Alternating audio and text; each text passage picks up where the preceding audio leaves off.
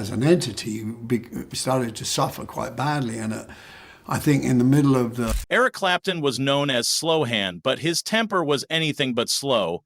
Behind his smooth guitar playing and classic songs was a man famous for more than just changing blues rock music. He had fights with some of the biggest names in the music world. These weren't just small disagreements about music, they were deep feuds caused by jealousy, ego, betrayal, and sometimes real hatred. These conflicts involved stolen girlfriends, public insults, backstage fights, and grudges that lasted for years. Clapton's quiet anger became part of rock music's golden age. Some people say his guitar playing got sharper as his rivalries got more bitter. The Phil Collins collaboration Eric Clapton never wanted to be a pop star.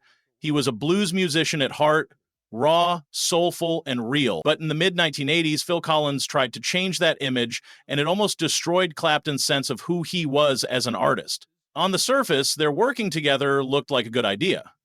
Collins was at the top of his game with Genesis and his solo career. He came to help produce songs for Clapton's 1985 album Behind the Sun. He even played drums on several tracks, adding his polished studio sound. For the record company, it seemed like a perfect match for making money. But for Clapton, it was a personal and creative crisis. The slick production, bright keyboards, and radio-friendly mixes went against everything he believed in musically. Clapton felt like a stranger on his own record.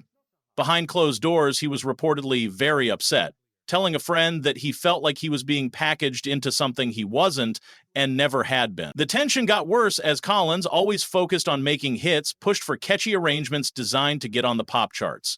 Clapton, still holding onto his blues roots, fought back every step of the way. The two men constantly argued in the studio, with Collins wanting broader appeal, while Clapton worried he was selling out his artistic soul. Then came Live Aid, the massive 1985 global concert that was broadcast to millions of people. On stage, Clapton and Collins appeared to be united, but behind the scenes there was a bitter fight over what songs to play. Clapton wanted deep blues songs that were raw and emotional. Collins insisted on polished tracks that would impress the global television audience. The pressure to conform was suffocating for Clapton. He would later look back on this time with bitterness, calling it a period when he sold his soul for chart success. While Collins rode the pop wave to even greater fame, Clapton quietly pulled away from the spotlight to rediscover the music that had once defined him. Their relationship never fully recovered.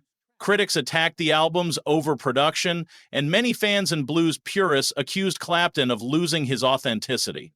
The entire experience left a bad taste in his mouth that haunted him for years. The Ginger Baker conflict: Eric Clapton and Ginger Baker were pure fire on stage, but backstage it was a slow-motion disaster waiting to happen. As two-thirds of the legendary supergroup Cream, they created a sound that defined late 1960 rock music: gritty, loud, and electric. Their performances were explosive, but so were their egos, and their fights were just as legendary as their guitar solos. From the very beginning, their relationship was unstable. Clapton admired Baker's drumming ability, but couldn't stand the man himself. Baker, on the other hand, saw Clapton as weak-willed and too eager to bend to commercial pressures. The tension escalated quickly. Clapton once told a crew member before a major show that either Baker had to go or he would leave. That wasn't just empty talk. He was ready to walk away. By the time Cream went on their 1968 farewell tour, the situation was nearly toxic. Clapton and Baker could barely be in the same room together. Some recording sessions were done in completely different studios just to prevent the two from getting into physical fights. Even on stage, the hostility simmered beneath the surface. They would exchange angry looks during performances and maintain icy silences during breaks. Still, the band pushed forward, and strangely enough, their resentment may have been part of what made their music so powerful.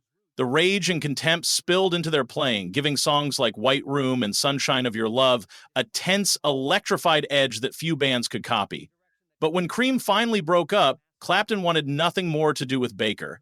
Fans hoped for a reunion for years, but Eric flatly refused multiple times whenever Ginger was involved. In private conversations, he referred to Baker as a loose cannon and a nightmare in human form. Even when they eventually did perform together briefly in 2005, insiders described the atmosphere as strictly business, no laughter, no warmth. just two men tolerating each other for the sake of nostalgia. Baker, never one to stay quiet, later claimed that Eric was scared of him because he knew Baker was the better musician. Clapton never publicly responded to that insult, but insiders say it only made their divide deeper. The Frank Zappa War. If Eric Clapton was the high priest of blues rock tradition, Frank Zappa was the rebel who came to burn the temple down. Zappa thrived on dismantling musical norms. He was experimental, provocative, and unapologetically weird. To him, Clapton's devotion to the blues wasn't artistry, it was stagnation. In a harsh 1978 interview, Zappa pulled no punches, calling Eric Clapton a safe guitar player with no danger and no art. That wasn't just criticism, it was an insult aimed directly at Clapton's soul. Eric, already tired of critics who questioned his relevance, was furious. He reportedly told a friend that Frank Zappa's music was just noise wrapped in ego, and that none of it meant anything. But this war of words wasn't new. Their animosity had been brewing for nearly a decade. At the 1969 Love and Peace Festival, Zappa allegedly demanded to perform immediately before Clapton, knowing his experimental, chaotic set would be nearly impossible to follow. He told the crew with a smirk to let them see Clapton go on after that. Clapton was furious but calculated. He didn't take the bait publicly, but privately he seethed. To him, Zappa wasn't a visionary, he was a clown with a guitar. Clapton viewed Zappa's music as deliberately incoherent, a parody of musicianship rather than a product of it. But Zappa kept poking the bear. In interviews, he mocked Clapton's solos as basic exercises, suggesting he'd been recycling the same guitar licks for a decade. Clapton, in turn, labeled Zappa's music unlistenable, claiming no one he respected actually enjoyed it. Beneath the insults was a deeper divide. Clapton believed in tradition, emotion, and the rawness of the blues. Zappa believed in pushing boundaries, dismantling structure, and completely reprogramming music. Their feud was more than just personal, it was ideological warfare, a small version of rock music's battle between roots and rebellion. Even after Zappa's death in 1993, Clapton remained tight-lipped. He reportedly told a close friend that he had nothing to say about Zappa that wouldn't be inappropriate. A cold final note in a feud that had never warmed. The Keith Richards betrayal. This feud had everything: drugs, betrayal, ego, and a woman who shattered more than just a friendship. Eric Clapton and Keith Richards were never close, but things went nuclear when Clapton made a move that even the wildest rock stars couldn't stomach. He pursued and eventually stole George Harrison's wife, Pattie Boyd. Richards wasn't just appalled, he was furious. He called Clapton's actions a snake move, publicly questioning his moral compass and loyalty. To Keith, it wasn't just about romance, it was about honor among friends, and in his eyes, Clapton had broken the code. The musical tension wasn't far behind. Clapton, ever the blues purist, found Richards' raw style sloppy and unfocused. He reportedly called Keith's guitar work lazy and a mess. Richards fired back in interviews, calling Clapton predictable, boring, and completely overrated. Then came the drugs. Both men were deep in the grip of addiction in the 1970s, but instead of bonding over shared demons, they turned on each other. Richards accused Clapton of using heroin as a shield, allegedly telling a bandmate that Eric hides behind drugs. Clapton, not one to take it quietly, snapped back that Keith had been playing the same 5 guitar riffs for 20 years. Their circle of mutual friends was caught in the crossfire. At one point, it got so bad that social events had to be split into 2 camps, one with Clapton, one with Richards. Promoters and producers quietly made sure they weren't booked at the same festivals. There wasn't just tension, there was genuine hatred. The bitterness went beyond personal slights. Richards, always the rebel, thought Clapton had sold out, too polished, too calculated. Clapton saw Richards as a mess, chaotic, undisciplined, and overrated. Their rivalry was brutal, long-lasting, and deeply personal, rooted not only in betrayal, but in pride. The Jimmy Page Challenge. Eric Clapton was once Britain's untouchable guitar god, hailed as God by graffiti and fans alike, but then came a man who didn't just challenge his throne, he burned it to the ground. That man was Jimmy Page. With his dark mystique, violin bows, and thunderous riffs, Page redefined what it meant to be a guitar hero. Led Zeppelin wasn't just a band, it was a mythological force. And Clapton suddenly looked dated, obsolete, left behind. In private, the jealousy simmered. One studio engineer remembered Clapton sneering during a playback session that Jimmy hides behind studio tricks and challenging him to do that live. But Page could do it live.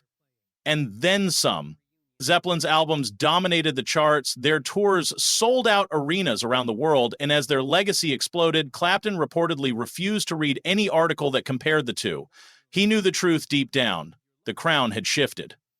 A former Yardbirds bandmate summed it up with a brutal dose of reality. Jimmy took the band Eric abandoned and made it legendary. That haunted Eric. The wound never truly healed.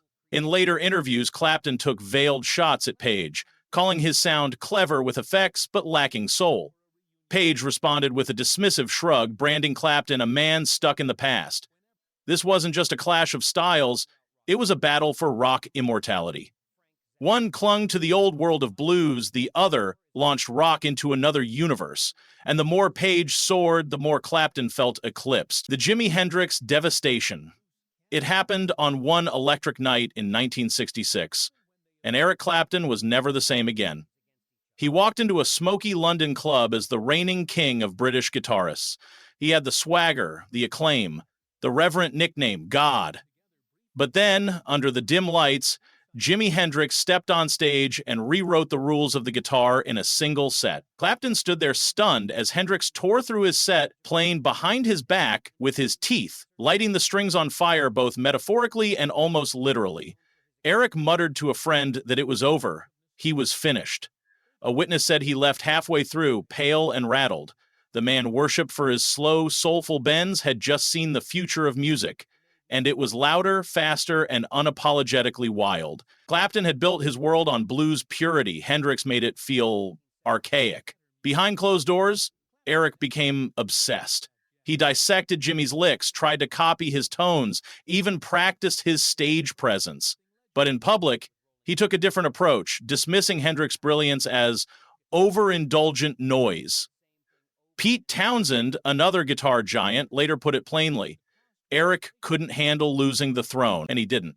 Clapton stopped attending Hendrix's concerts. Friends said he'd change the radio station if Jimmy came on.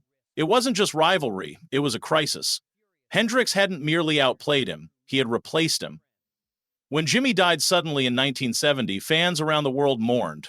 But Clapton stayed silent. No tribute, no comment, nothing.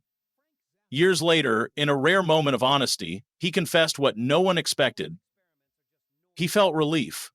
The feud had never been verbal. There were no interviews, no diss tracks, but the damage ran deeper than any headline. Hendrix didn't just outshine Clapton, he dismantled the very identity Eric had built his career upon. And though Hendrix was gone, the shadow he cast over Clapton never fully faded. The legacy of conflict. These weren't just rivalries, they were reflections of Clapton himself, his insecurities, his pride, his pursuit of greatness. Each feud chipped away at the myth of the untouchable guitar god and revealed the man beneath, proud, wounded, and often at war with his own legend. Sometimes the most painful rivalries are the ones where your greatest enemy never hated you back. In the end, the greatest solos come from pain, and Clapton's pain was written not just in lyrics, but in broken friendships, bitter words, and music that echoes with unresolved fury.